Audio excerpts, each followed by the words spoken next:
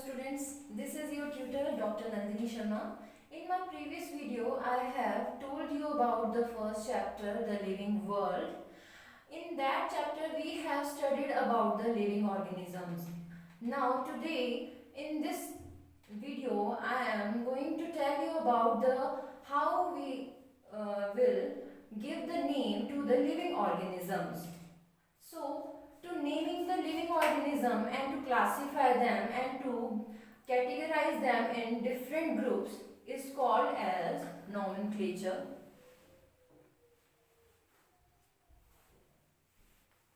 Nomenclature.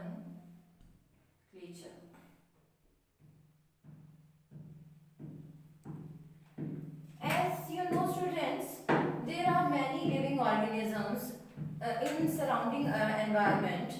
So how will we give name to them? There are certain rules and regulations through which we give their names. That is called as a scientific name of that particular living organism. ठीक है बेटा? तो nomenclature के through हम किसी भी specific living organism को specify करते हैं थ्रू इट्स साइंटिफिक नेम. अब क्या है, जैसे आपके रीजन में जहाँ पे भी आप रहते हैं, आप एक लोकल लैंग्वेज में किसी भी लिविंग ऑर्गेनिज्म को एक नेम दे देते हैं पर्टिकुलर, बट वही नेम किसी और रीजन में जाके डिफरेंट हो जाता है. तो इंटरनेशनली कुछ ऑर्गेनाइजेशंस ने मिलके ये तय किया कि हम ऐसा एक साइंटिफिक नेम दें किसी लिविंग ऑर्गेनिजम्स को, चाहे वो प्लांट स्पीशीज हो, एनिमल स्पीशीज हो, फ्लोरा हो या फौना हो. ठीक है, एक ऐसा नाम दें जो यूनिवर्सली एक्सेप्टेड हो. इसीलिए एक नॉमेनक्लेचर का सिस्टम बनाया गया. तो जो इंटरनेशनल ऑर्गेनाइजेशंस हैं उनका मैं आपको बता देती हूँ. For plants that is ICBN, that is international council for botanical nomenclature. और similarly for fauna that is animals, that is ICZN, international council for zoological names. ठीक है बेटू, अब हम पढ़ेंगे कि नॉमेनक्लेचर के रूल्स क्या हैं.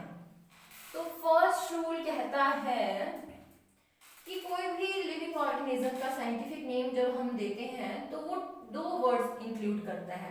To words scientific name.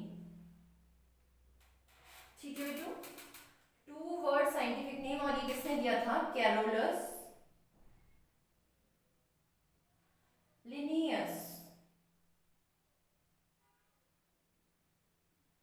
He was a Swedish botanist जिन्होंने ये टू वर्ड साइंटिफिक नेम वाला नॉमेनक्लेचर दिया था. अब इसे हम क्या कहते हैं?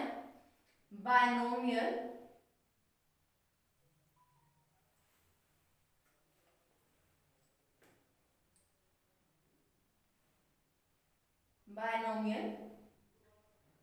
Nomenclature.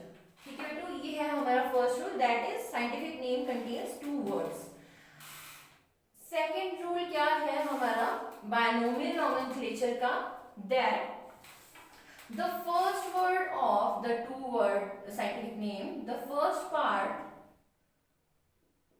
is called as generic name.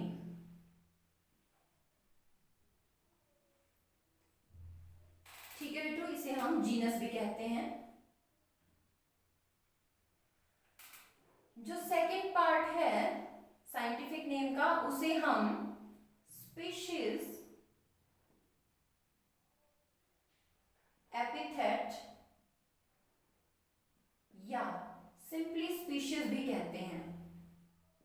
ठीक है बेटू, this is the second rule. Third rule says that the language that we use for giving a scientific name should be universally accepted. और वो लैंग्वेज क्या है? Latin. Latin is a Indo-European language, but nowadays it is not in use. In common way it is not in use. So the language that is not used in today's world or in a common language, it is called as a dead language.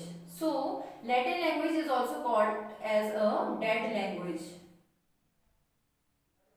Dead language बेटा वो होती है जिसमें ना तो हम कोई changes ला सकते हैं, ना तो हम उसमें कोई न्यू वर्ड इंक्लूड कर सकते हैं। तो साइंटिफिक नेम जो है वो लैटिन लैंग्वेज में दिए जाते हैं, जो कि इंटरनेशनल ऑर्गेनाइजेशंस के थ्रू एक्सेप्टेड होते हैं, और वो ये तय करते हैं कि इस पर्टिकुलर लिविंग ऑर्गेनिज्म का जो साइंटिफिक नेम है वो ये रखना चाहिए या नहीं रखना चाहिए, और उसको पूरे वर्ल्ड में भी बताते हैं कि ये इस पर्टिकुलर स्पीशीज का साइंटिफिक नेम है। ठीक है बेटा, तो डेड लैंग्वेज होने के कारण वो साइंटिफिक नेम ना तो चेंज हो सकता है, ना तो उसमें कुछ नया इंक्लूड किया जा सकता है। अब हमारे पास फोर्थ रूल आ जाता है बेटू। फोर्थ रूल कहता है कि जब हम किसी साइंटिफिक नेम को अपनी हैंडराइटिंग में लिखते हैं, आप खुद अपने आप अपनी हैंडराइटिंग से पेज पे लिखते हैं, तो उसे हैंडराइटिंग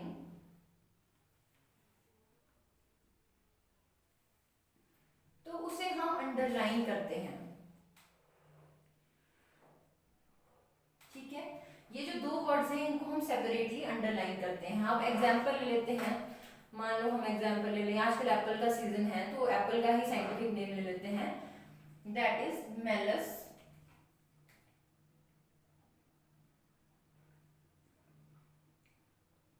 डोमेस्टिका।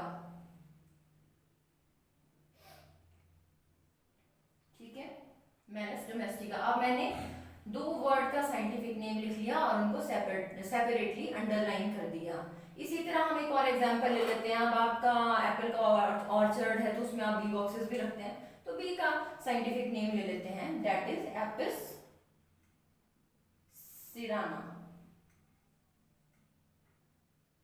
ठीक है बेटू, इसे हम कॉमनली हिमालयन हनी बी भी कहते हैं। तो मेलस डोमेस्टिका, एप्पल और एपिस सिराना। मैंने जब लिखा है तो दो दो वर्ड में लिखा है और इसको सेपरेटली अंडरलाइन किया है। This is when you right a scientific name in your handwriting on a page.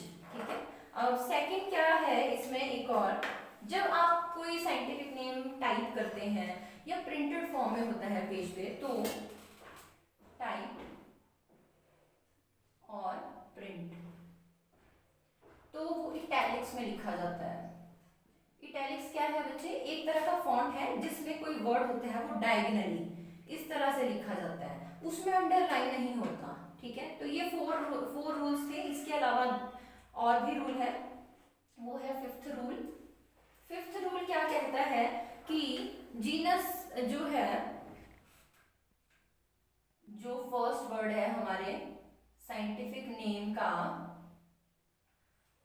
उसका पहला लेटर जो है बच्चे वर्ड का, ये जो वर्ड है इसका जो पहला लेटर है that should be capital always. देखो ए मैंने कैपिटल लिखा है एपिस सिराना में और मेलस डोमेस्टिका में एम कैपिटल है। तो first word,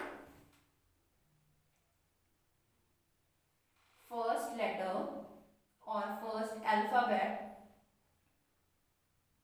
should be capital always. ठीक है बच्चों, इसी तरह स्पीशीज, स्पीशीज में जो वर्ड है, जो पूरा वर्ड है स्पीशीज का, that is wholly a small letter. ये सारे ही वर्ड्स क्या हैं? सारे अल्फाबेट्स, डोमेस्टिका हो चाहे सिराना हो, ये स्पीशीज है। This is genus and this is species. ठीक है, अब स्पीशीज में सारे वर्ड्स क्या हैं? स्मॉल है। ऑल लेटर्स और alphabets should be kept small. तो ये आ गए हमारे 5 रूल्स बेटा। इसके साथ ही और भी रूल्स हैं, मैं आपको बताती हूँ।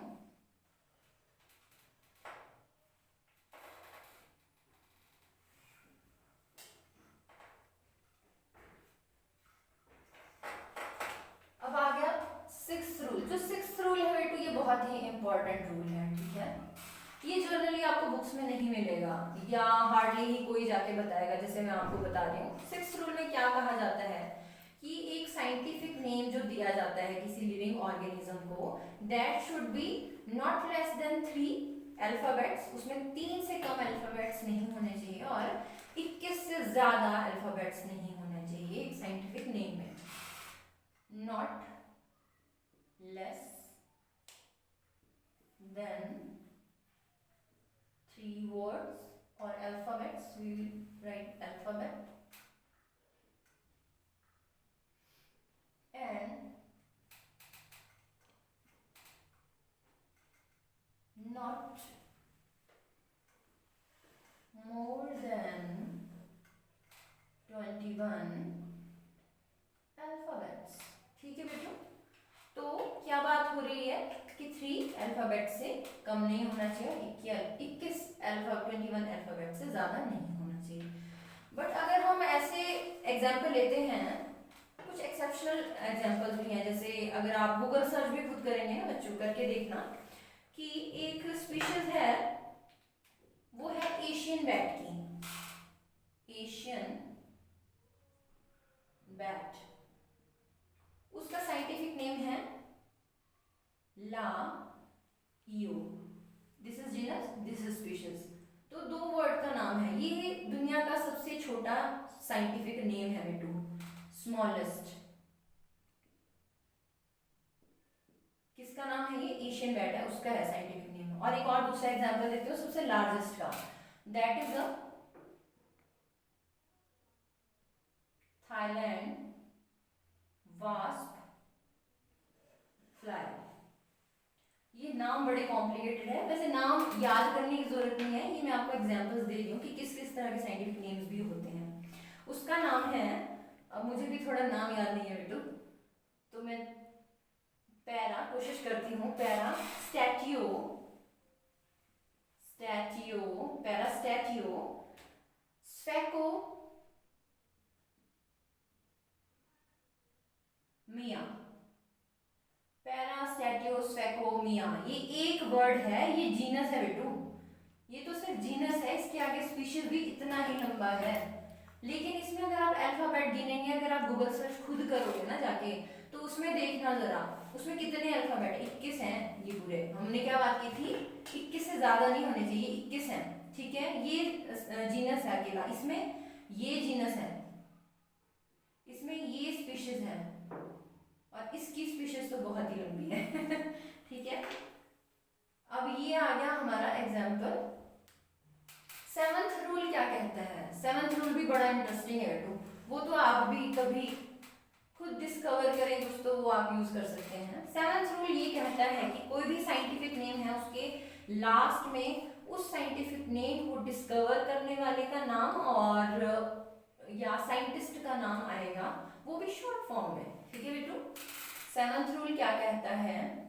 साइंटिस्ट और discoverer name at the end of scientific name, at the end of scientific name। ठीक है बेटा, अब मैंने आपको सबसे पहले एग्जांपल दिया था किसका? एप्पल का और हनी बी का, हिमालयन हनी बी का। ठीक है, वही लिख लेते हैं हम। एप्पल का साइंटिफिक नेम था मेलस डोमेस्टिका, मैं शॉर्ट में लिख सकती हूँ मेलस डोमेस्टिका। इसके जो डिस्कवरर हैं वो बच्चे आप गूगल सर्च करेंगे। ठीक है, मैं शॉर्ट फॉर्म लिख देती हूँ। उनके साइंटिफिक नेम के आगे जो इनके डिस्कवरर है, उनका नाम है बॉर्क, BORKH। वैसे तो आपके बुक में पर्टिकुलर एग्जांपल्स दिए हैं, बट मैंने थोड़ा अलग से एग्जांपल लिया है ताकि आप थोड़ा गूगल सर्च करके खुद भी देखें कि चीजें किस तरह से होती हैं। ठीक है, बॉर्क। अब आप मुझे कमेंट में बता सकते हैं या डिस्क्रिप्शन बॉक्स में मैं मेल आईडी दूंगी, उसमें भी आप लिख के भेज सकते हैं कि ये जो है साइंटिस्ट, इनका नाम क्या था। ठीक है, ये जर्मन थे। इसके साथ ही जो दूसरा एग्जांपल मैंने बताया था एपिस सिराना का, उनके जो साइंटिस्ट थे वो थे आपके फैब्रिसियस। ठीक है, ये जो थे ये डेनिश थे जिन्होंने ये डिस्कवर किया था। आप भी कोई ऐसे न्यू स्पीशीज डिस्कवर कर सकते हैं, चाहे एनिमल है या कोई प्लांट है, तो आपका नाम लिखा जाएगा एक शॉर्ट फॉर्म में, ठीक है। पूरा नाम नहीं आता, शॉर्ट फॉर्म में लिखा जाता है। जैसे हम एक और एग्जांपल लेते हैं, कॉमन एग्जांपल। हम ह्यूमन बींग्स का साइंटिफिक नेम है होमो सेपियंस।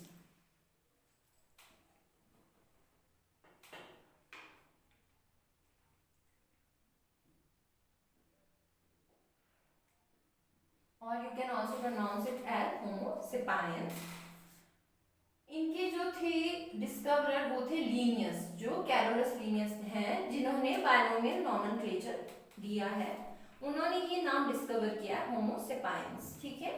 इसीलिए हमने उनका शॉर्ट फॉर्म में नाम लिखा है, सॉरी ब्रैकेट नहीं आएगा, ये कंटिन्यूटी में आता है और एक डॉट लग जाता है एंड में, तो होमो सेपियंस लिन, ठीक है बेटू। ये तो बात की बेटू हमने कि क्या क्या रूल्स हैं बायनोमियल नॉमेनक्लेचर के। अब एक और नॉमेनक्लेचर है that is called as trinomial nomenclature, उसकी बात भी कर लेते हैं हम।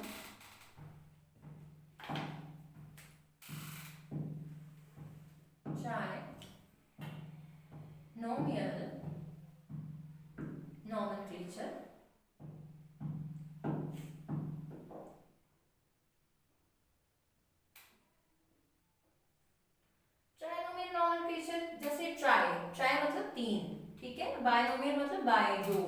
अब इसमें जो साइंटिफिक नेम होगा ना बेटू, वो तीन वर्ड्स का होगा। कैसे? हम मैंने आपको एग्जांपल बताया एपिस सिराना का, हनी बी का। अब वो हनी बी अगर एशियाटिक रीजन की है, एशिया की है, तो उसका नाम होता है एपिस सिराना इंडिका, ठीक है, एपिस सिराना इंडिका। और यही है हनी बी अगर जापानीज है, जापान की है, तो इसका नाम होता है साइंटिफिक नेम एपिस सिराना जैपोनिका, ठीक है। अलग अलग ये तीन नाम है तो सेपरेटली अंडरलाइन होंगे, ये इकट्ठे अंडरलाइन नहीं होंगे। तो ये क्या आ गया? जीनस, ये आ गई स्पीशीज, और ये आ गई सब स्पीशीज, ठीक है। ये तीन नाम का हमारा हो गया ट्राइनोमियल नॉमेनक्लेचर। इसमें एक एक्सेप्शन है बिल्कुल। एक्सेप्शन ये है कि अगर हमारे जीनस और स्पीशीज के नेम, कुछ स्पीशीज के हैं, आप ये भी सर्च करके देखना गूगल पे, कुछ स्पीशीज में, लिविंग ऑर्गेनिजम्स में जीनस और स्पीशीज की नाम जो है वो आइडेंटिकल होते हैं, टोटली आइडेंटिकल, उनके स्पेलिंग्स भी और उनका प्रोनाउंसिएशन भी, ठीक है। फॉर एग्जाम्पल एक रेड फॉक्स है, रेड फॉक्स का नाम है साइंटिफिक नेम वल्प्स, वल्प्स, वल्प्स, ठीक है। और एक गोरिल्ला का साइंटिफिक नेम है, ठीक है, गोरिल्ला, गोरिल्ला। तो अब ये आ गया जीनस। कैसे पता लगा हमें जीनस है? क्योंकि फर्स्ट वर्ड्स कैपिटल है, जीनस, और ये है स्पीशीज, ठीक है। अब इसमें देखो जो जीनस है और स्पीशीज है दोनों आइडेंटिकल हैं। ऐसे साइंटिफिक नेम्स को हम कहते हैं बेटा टॉटोनिम्स,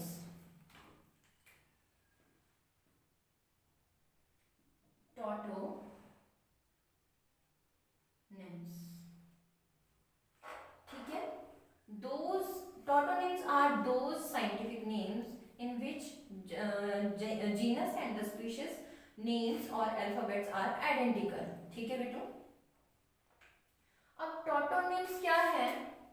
टॉटोनिम्स जो है ना वो सिर्फ एनिमल्स में ही होते हैं। टॉटोनिम्स, टॉटोनिम्स जो साइंटिफिक नेम है वो सिर्फ एनिमल स्पीशीज में ही होते हैं।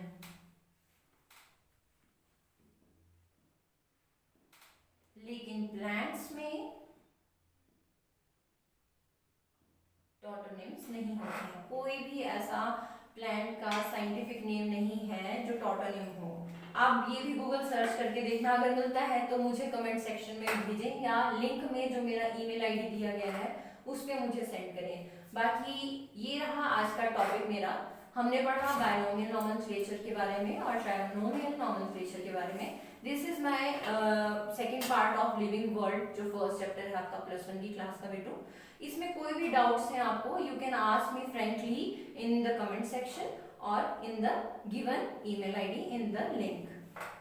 ठीक है बेटो, इसी के साथ मेरा आज का वीडियो खत्म होता है। नेक्स्ट वीडियो के लिए आप जुड़े रहें मेरे यूट्यूब चैनल के साथ। ठीक है, ओके, बाय बाय।